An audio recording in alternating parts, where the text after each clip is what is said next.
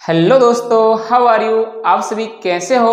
अच्छे होंगे, मस्त होंगे, ये हम आपसे आशा व उम्मीद रखते हैं। तो प्यारे दोस्तों ध्यान दीजिएगा, आज हम इस वीडियो के अंदर बात करने वाले माइटोकॉन्ड्रिया के बारे में। इस माइटोकॉन्ड्रिया के बारे में पढ़ने से पहले हमने इससे पहले कोशिका के बारे में पढ़ा था, कोशिका के केंद्रक के बारे में पढ़ा था, कोशिका झिल्ली के बारे में पढ़ा था और सेल वॉल के बारे में भी पढ़ा था। तो हम अभी पढ़ रहे हैं कोशिकांग के बारे में, सेल के अंदर पाए जाने वाले अंग होते हैं उनके बारे में। तो हम आज बात करने हैं माइटोकॉन्ड्रिया के बारे में। तो दोस्तों ध्यान दीजिएगा, माइटोकॉन्ड्रिया क्या होता है। हम देखते हैं ये माइटोकॉन्ड्रिया की जो आपके सामने स्ट्रक्चर बनी हुई है इसको देखेंगे और इसके अंदर विभिन्न भागों को समझेंगे और उनके कार्यों को भी समझेंगे।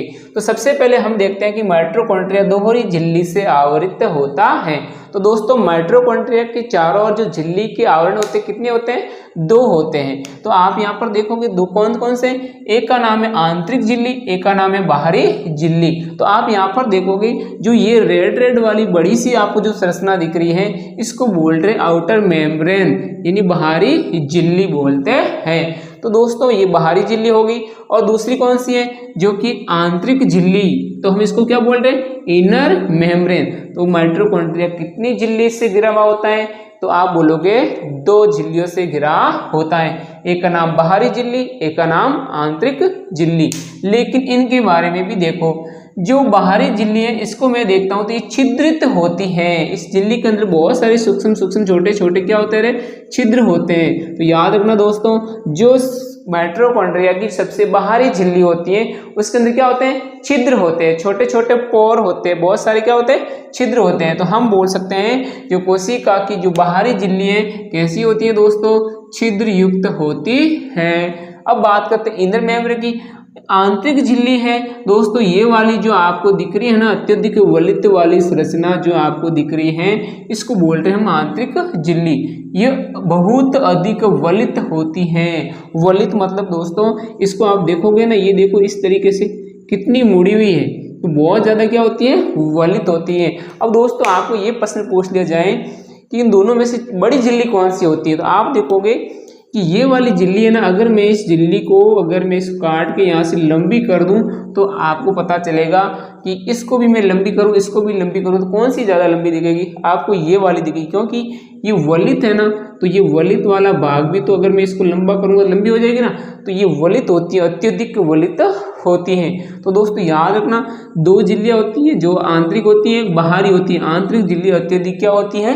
वलित होती है। ये वलय बना रही है ना, ये वाला भाग, ये वाला भाग, ये वलय, ये वलय, ये वलय, तो ये सारी अत्यधिक वलित होती है। अब अत्यधिक वलित होती है, इसका कुछ ना कुछ कारण होगा। तो इसके कारण ये है कि वलय एटीपी बनाने के लिए, रासायनिक क्रियाओं के लिए क्षेत्र को बड़ा बनाती है। रासायनिक क्रियाएं होती हैं जिससे एटीपी का निर्माण होता है। तो माइटोकॉन्ड्रिया के अंदर बहुत सारी कुछ रासायनिक क्रियाएं होगी जिसके कारण क्या होगी? एटीपी के निर्माण होगा, एटीपी का निर्माण होगा जो ऊर्जा प्रदान करती है। इसके कारण इस कार्य क्षेत्र को बढ़ाने के लिए ये क्या होती है? अत्यधिक वलित होती है। अब देखो कार्य क्षेत्र बढ़ा नहीं बढ़ा, ये ऐसी कुंडलित हो गई तो इसकी जगह क्या होगी? बढ़ गई, इसकी क्षेत्रफल क्या हो गया? बढ़ गया। क्षेत्रफल बढ़ने से वहां पर अत्यधिक ज्यादा मात्रा में क्या होगी? रासायनिक क्रियाएं होगी और जिससे ऊर्जा का निर्माण भी क्या होगा? ज्यादा होगा। जबकि बाहर वाली आप झिल्ली को देखो तो ये इतनी वलित नहीं होती है, तो इसका क्षेत्रफल क्या है? कम है, जबकि अंदर वाली का क्षेत्रफल क्या है? अधिक है। तो दोस्तों यहाँ पर देखना, अब दोनों झिल्लियों में से आपको साफ साफ पता चल रहा है कौन सी का क्षेत्रफल अधिक है? अंदर वाली का क्षेत्रफल अधिक है, बाहर वाली का क्षेत्रफल कम है, क्योंकि अंदर वाली अत्यधिक क्या है? कुंडलित है। अगर मैं इसको खोल के लंबा कर दूं तो कौन सी ज्यादा लंबी होगी?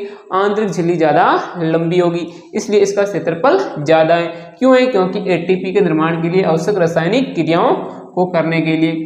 अब आप यहाँ पर ध्यान दोगे, अत्यधिक वलित वाली संरचना को क्रिस्टी कहते हैं। तो जो ये अत्यधिक वलित वाली संरचना है, अत्यधिक वलित होगी, तो इस संरचना को क्या बोलते हैं दोस्तों?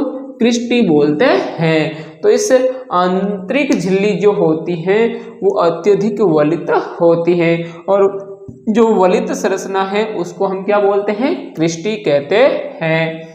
आगे देखिए दोस्तों, माइटोकॉन्ड्रिया का खुद का डीएनए व राइबोसोम्स होते हैं। तो माइटोकॉन्ड्रिया खुद के डीएनए देखो, ये संरचना दिख रही है, तो ये माइटोकॉन्ड्रिया खुद का क्या है, राइबोसोम। ये जो मैंने संरचना बनी यहाँ पर, ये क्या बन रहा है, डीएनए। इसका मतलब माइटोकॉन्ड्रिया का अपना खुद का डीएनए होता है और राइबोसोम्स होते हैं। तो राइबोसोम्स कार्य क्या करते हैं दोस्तों, प्रोटीन बनाने का कार्य करते हैं। और क्या करते हैं, राइबोसोम क्या इसका कार्य करते हैं, प्रोटीन बनाने के। ये भी पता होना चाहिए राइबोसोम कितने टाइप के होते हैं, 2 टाइप के, 70S व 80S। अब दोस्तों ये माइटोकॉन्ड्रिया के खुद के राइबोसोम और डीएनए तो हैं, इसका मतलब वो प्रोटीन भी क्या बनाएगा, खुद ही बनाएगा। इसलिए माइटोकॉन्ड्रिया स्वयं प्रोटीन का संश्लेषण करता है। तो माइटोकॉन्ड्रिया को प्रोटीन की आवश्यकता किसी और से लेने की आवश्यकता नहीं पड़ेगी, क्योंकि माइटोकॉन्ड्रिया का खुद का क्या होता है, राइबोसोम होता है, इसलिए खुद ही प्रोटीन बना लेगा। आगे देखते हैं दोस्तों, माइटोकॉन्ड्रिया को देखो, सबसे इंपॉर्टेंट बात अब आने वाली है। माइटोकॉन्ड्रिया को कोशिका का शक्ति गृह कहते हैं, पावर हाउस, बिजली घर, ये सब किसके नाम है, माइटोकॉन्ड्रिया के नाम है। तो कोशिका का शक्ति गृह, बिजली घर या पावर हाउस कहते हैं। वेरी वेरी इंपॉर्टेंट है, पूछा भी जाता है। अब पावर हाउस या बिजली घर या शक्ति गृह क्यों कहते हैं, क्योंकि कोशिका के अंदर माइटोकॉन्ड्रिया किसका निर्माण करता है, एटीपी का निर्माण करता है। तो दोस्तों यहाँ पर ध्यान दीजिए, समझने वाली बात है।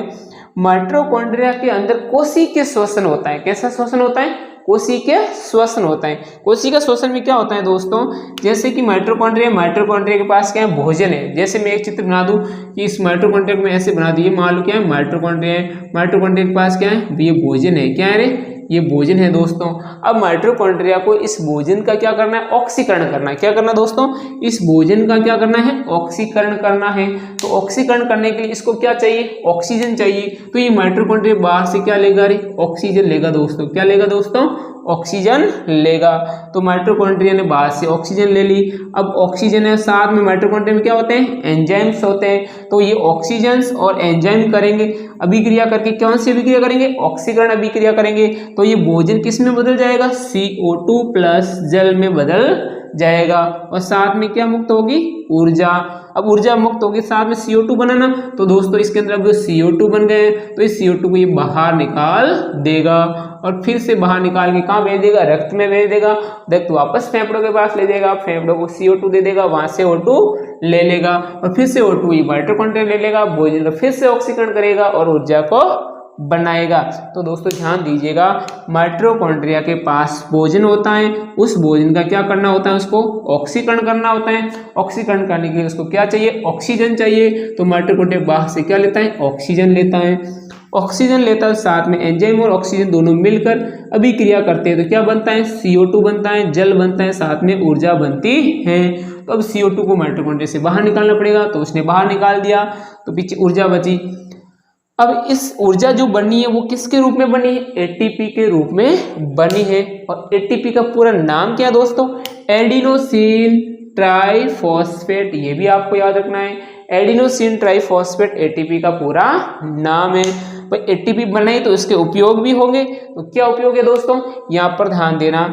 जीवन जीने के लिए आवश्यक सभी रासायनिक क्रियाएं, हमारे जीवन जीने के लिए जितनी भी रासायनिक क्रियाएं हमारे शरीर के अंदर होने वाली हैं, उन सब करने के लिए उसको क्या चाहिए, ऊर्जा चाहिए। और कोशिका के अंदर भी तो बहुत सारी रासायनिक क्रियाएं होती हैं, जिनको भी करने के लिए क्या चाहिए, ऊर्जा चाहिए। साथ में रासायनिक यौगिकों को बनाने तथा यांत्रिक कार्य करने में भी क्या चाहिए, ऊर्जा चाहिए। तो कुल मिला के हमारे शरीर में जो भी ऊर्जा के कार्य करने के लिए जितनी भी हमें ऊर्जा चाहिए, कोशिका के अंदर जितने भी शरीर के अंदर जो भी कार्य हो रहे हैं, उन सब के लिए जो भी ऊर्जा बन रही है वो कौन बना रहा है, माइटोकॉन्ड्रिया बना रहा है। इसलिए माइटोकॉन्ड्रिया को कोशिका का शक्ति गृह या पावर हाउस कहते हैं, क्योंकि वो हमें क्या दे रहा है, पावर दे रहा है, शक्ति दे रहा है। एक तरीके से आप ऐसे मान सकते हो, ये बैटरी का कार्य कर रहा है, बैटरी ऊर्जा बना रही है और काम हो रहा है। तो आइए दोस्तों समझ में, कि माइटोकॉन्ड्रिया का शक्ति गृह क्यों कहते हैं, क्योंकि माइटोकॉन्ड्रिया किसका निर्माण करता है, एटीपी का निर्माण करता है। और वह एटीपी ही हमारे शरीर के अंदर विभिन्न रासायनिक कार्यों को और यांत्रिक कार्यों को संपन्न करती है। तो प्यारे दोस्तों, यहाँ पर हमारा ये माइटोकॉन्ड्रिया वाला टॉपिक पूरा होता है। वीडियो अच्छा लगा, मस्त लगा तो अपने दोस्तों के साथ शेयर कीजिएगा।